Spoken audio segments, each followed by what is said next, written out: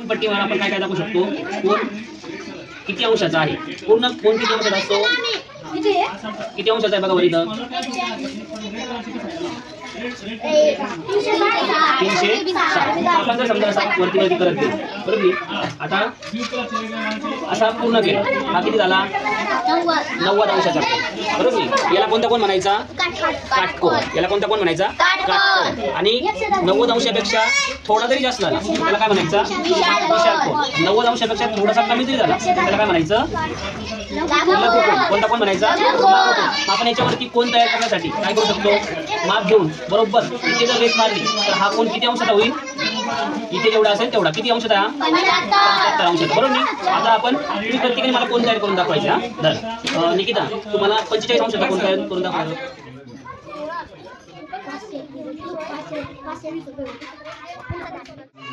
45 अंशाचा. Very good. Indrayani तुम्हाला 75 अंशाचा कोण करून दाखव बरं बाळा. ओके 75 अंशाचा झाला. हां तुम्हाला 105 अंशाचा कोण करून दाखव, खाली ठेव. 105 अंशाचा करायचं तुला. Very good. किती अंशाचा केला तू, 105 अंशाचा. Very good.